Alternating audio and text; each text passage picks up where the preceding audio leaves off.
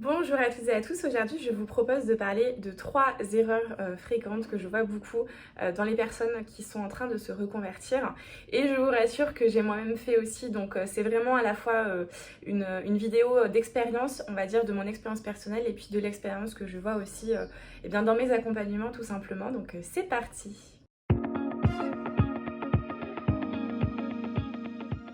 Donc le but de cette vidéo, bien sûr, je vous rassure, n'est pas du tout de vous culpabiliser ou de vous dire que vous faites les choses mal, et cetera. C'est vraiment juste d'avoir un point de vue sur des erreurs un petit peu fréquentes qu'on peut être amené à faire, qui ne sont pas des erreurs très graves, mais qui peuvent parfois participer au fait qu'on ne va pas se sentir très bien dans sa reconversion, qu'on va pouvoir être un petit peu, vous savez, à fleur de peau avec des montagnes russes émotionnelles, parce que tout simplement, c'est difficile de gérer tout ça. C'est une période qui est compliquée de toute façon, la reconversion. Donc, on peut être amené comme ça à faire des petites erreurs assez fréquentes. Donc, on va commencer par la première. La première erreur assez fréquente que moi j'ai fait et que je vois chez tout le monde, c'est de vouloir aller trop vite. En fait, si on redézoome un petit peu, c'est vrai que la période de reconversion est une période de transition. C'est-à-dire qu'on passe d'une situation A qu'on connaît, qui est rassurante souvent, à une situation B qui l'est beaucoup moins. Et donc en fait, cette période de transition, de changement, elle peut paraître un petit peu effrayante, elle peut générer de l'anxiété, et voilà, on peut se sentir pas très confortable, et c'est tout à fait normal. Et donc du coup, le réflexe numéro un de l'humain, quand il se retrouve dans une situation comme ça, un petit peu stressante, un petit peu très inconfortable même, eh bien qu'est-ce que notre réflexe numéro un, ça va être la fuite. Ça va être de se dire, je décampe le plus vite possible de cette situation. C'est normal, c'est une forme de protection. Donc du coup, le réflexe, puisque ça va être la fuite, eh ben, ça va être de se dire comment est-ce que je peux expédier ma reconversion le plus vite possible. Et donc effectivement, je rencontre beaucoup de personnes qui veulent aller très vite, voire trop vite parfois, qui culpabilisent lorsque, ben, par exemple, elles ne passent pas assez de temps sur leur reconversion et qu'elles se disent oh là là, mais ça fait déjà des mois que je suis toujours sur le même sujet, etc. J'arrive pas à avancer. Et effectivement, ça vient créer comme ça encore plus de ce sentiment d'être inconfortable, encore plus ce sentiment peut-être de se dire qu'on va pas y arriver, que c'est trop difficile, etc. Tout simplement parce qu'on veut mettre les charrues avant les bœufs. Et là-dessus, je voudrais vraiment vous dire qu'un processus de reconversion, pour moi, c'est comme le fait de monter sa boîte, puisque moi, enfin, personnellement, j'ai vécu les deux en même temps. Je trouve qu'en fait, pareil, l'entrepreneuriat, le fait de monter son entreprise, il y a beaucoup d'entrepreneurs, de coach business qui disent que c'est pas un sprint, mais que c'est un marathon. C'est-à-dire qu'il va falloir tenir dans la durée le fait de développer son entreprise. Et bien pour moi, la reconversion, j'ai exactement la même idée, le même point de vue. Une reconversion, c'est pas un sprint, c'est pas de celui qui ira le plus vite dans son nouveau métier. Pour moi, c'est plutôt un marathon. Ça va être de tenir dans la durée son projet de reconversion, de tenir dans la durée le fait de se dire, bah voilà, je passe d'une situation qui était confortable à une qui est un petit peu moins, et donc du coup j'y vais pas à pas. Et c'est pour ça qu'en fait, on est très nombreux et nombreuses de personnes qui font de l'accompagnement à la reconversion professionnelle qui parlent toujours de cette politique des petits pas. Mais c'est vraiment à raison. Moi, je préfère toujours une personne qui va vraiment progressivement, qui a peut-être que 2 heures de son temps chaque semaine à apporter à son projet de reconversion, mais où on sait que voilà, chaque semaine, cette personne va passer 2 heures et on y va progressivement. Plutôt que de vouloir aller trop vite, etc., des fois on s'embourbe dans plein de choses, on lance plein de choses en même temps. Du coup, on a une charge mentale immense et on ne sait plus trop où on va. Donc ça, c'est pour la première erreur fréquente, c'est de vouloir aller trop vite.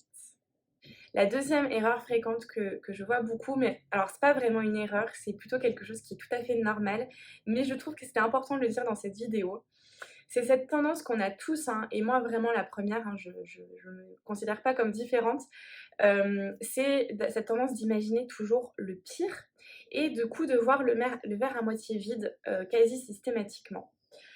C'est vrai qu'en fait, vu que je viens de le dire, la période de reconversion est une période de transition qui amène de l'incertitude, qui amène beaucoup à se poser des questions, à se remettre en question, à travailler sur ses croyances, à ses croyances limitantes, notamment sur l'argent, sur la confiance en soi, etc. Donc, vous voyez qu'il y a plein de processus, de mini-processus qui sont à l'œuvre dans ce processus plus grand qui est la reconversion.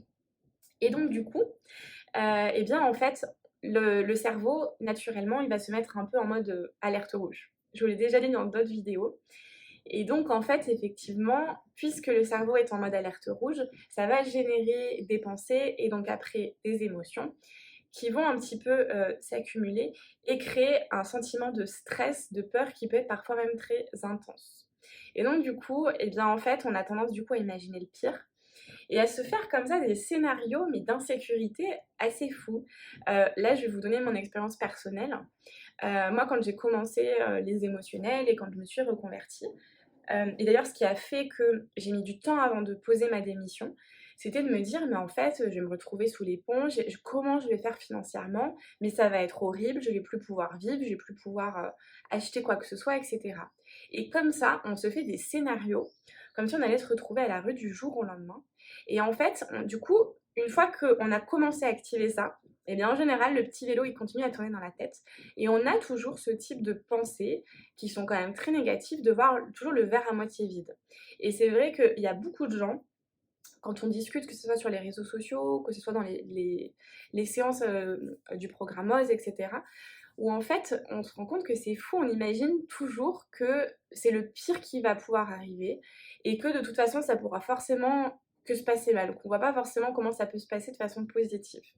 Et il y a cette tendance quand même qui est un petit peu insidieuse et qui est quand même souvent là chez beaucoup de personnes. Donc là, encore une fois, ce qui va être intéressant de faire, et bien, tout simplement, c'est d'avoir plus de bienveillance vis-à-vis de soi-même, de se rassurer par rapport à toutes ces pensées. Donc des exercices vraiment sur les croyances limitantes, le fait de s'écrire des petites affirmations positives du style je suis capable de mener à bien mon projet de reconversion, plus je fais quelque chose qui m'épanouit, plus je gagne de l'argent, etc. Je pense qu'il y a vraiment tout ça à travailler, qu'on fait en accompagnement, mais qui peut vraiment, vraiment, vraiment vous aider à adopter cette posture un petit peu plus positive pour vous-même. Donc ça, c'est une première chose. Ensuite, une deuxième chose qui peut vous aider, eh bien, c'est de vous rassurer, de préparer vraiment votre reconversion, de faire par exemple un plan de financement, enfin, de mettre tout un tas de choses qui peuvent vous aider en place afin de vivre ça de façon plus sereine et de vous dire en fait pourquoi ça se passerait forcément mal. Il y a pas longtemps sur Instagram, j'ai fait un post qui était de dire: «Et si c'était beaucoup plus facile qu'on ne le pensait?» Parce qu'en fait, c'est vrai que souvent, on imagine tellement le pire, on se dit tellement que ça va être affreux et cetera, que souvent ça se passe de toute façon 100 fois mieux que ce qu'on imaginait au départ. Et vraiment, vous n'imaginez pas tout ce que peut mettre en place la vie pour vous aider au quotidien à concrétiser ce projet de reconversion. Donc voilà, s'il vous plaît, gardez espoir, ayez ce côté de oui, le verre peut être vide, mais vous pouvez aussi décider de le remplir. Et oui, ça peut être beaucoup plus facile que ce qu'on ne pense la reconversion, vraiment. Donc on peut passer à la troisième erreur que je vois beaucoup. Alors, c'est pas forcément là non plus une erreur en tant que telle, c'est plus aussi souvent parce qu'on ne sait pas trop et qu'on fait du mieux qu'on peut au départ. J'ai moi-même, je suis vraiment tombée en plein dans le panneau. Cette troisième erreur, qu'est-ce que c'est? Donc c'est de penser, que finalement une reconversion, c'était juste de poser sa démission ou, demander une rupture conventionnelle et hop! Faire son nouveau métier parce qu'on se sera formé avant.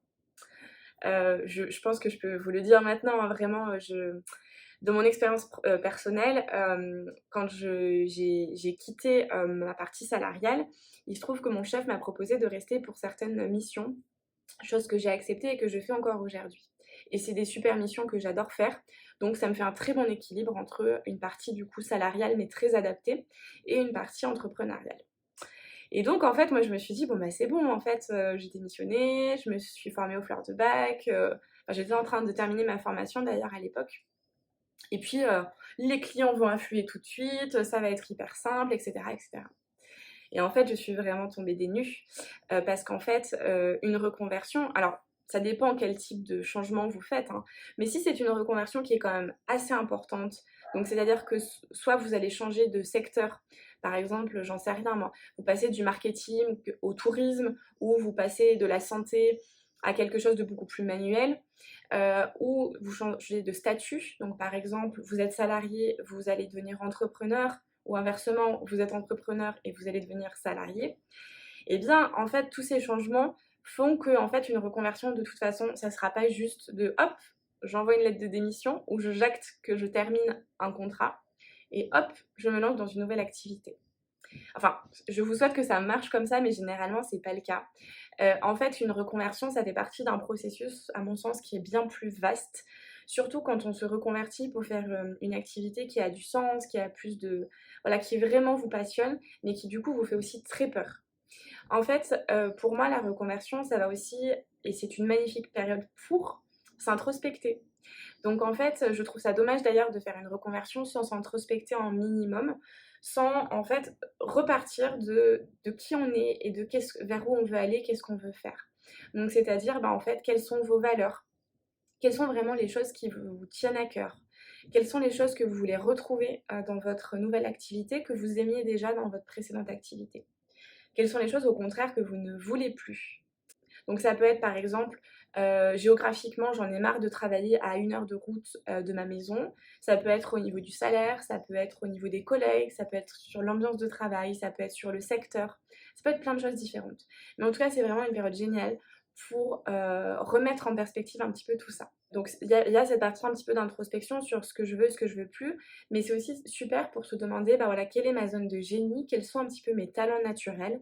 Parce que peut-être que si je vais dans une direction professionnelle où, ben, déjà, en fait, des choses que naturellement pour moi c'est facile de faire, eh bien ça me montre aussi peut-être que ça peut être une superbe idée de reconversion et que, en plus de ça, ça va être facile, mais je vais être aussi douée dans ce que je vais faire.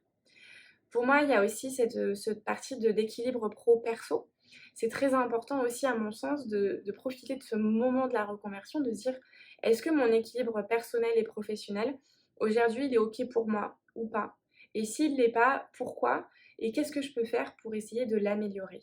Vous voyez que déjà, il y a cette partie un petit peu introspection et pour moi, dans votre reconversion, et c'est encore plus vrai si vraiment vous allez sur un tout nouveau secteur ou si vous allez complètement changer de statut, donc par exemple devenir entrepreneur, monter votre boîte, et bien en fait, il va y avoir cette idée qu'une reconversion, ça se prépare vraiment. Il y a vraiment une organisation à mettre en place en fait. Parce que vous n'allez plus du tout faire le métier, vous allez vraiment vous retrouver dans une zone d'inconfort total. Et moi, ça a été vraiment mon cas aussi, hein, c'est vraiment par expérience que je vous dis ça. Du jour où je me suis retrouvée avec tous mes collègues, où j'étais salariée, je m'entendais très bien avec mes collègues, etc. Au jour où je me suis retrouvée toute seule sur mon bureau à me dire, avec mon ordinateur, je me revois encore, à me dire, bon, bah maintenant, on va monter une boîte. C'était hyper effrayant. Et en fait, avec le recul, je me dis des fois, mais c'est pour ça que je fais aussi de l'accompagnement à la reconversion professionnelle, c'est justement pour pas que vous refassiez des erreurs que moi j'ai pu faire qui étaient mais immenses quoi en fait. Et donc c'est vrai qu'il y a ce côté d'arriver à vraiment mieux s'organiser, à se préparer, à s'introspecter. Et pour moi, tout ça fait partie aussi du processus de reconversion. Voilà, j'espère que ces 3 erreurs fréquentes, on va dire, ou ces 3 choses que je rencontre beaucoup vont pouvoir vous aider. Si vous avez des questions, des témoignages ou quoi que ce soit, bien n'hésitez pas à les mettre en commentaire. Et puis je vous souhaite une belle journée ou soirée et je vous dis à très vite.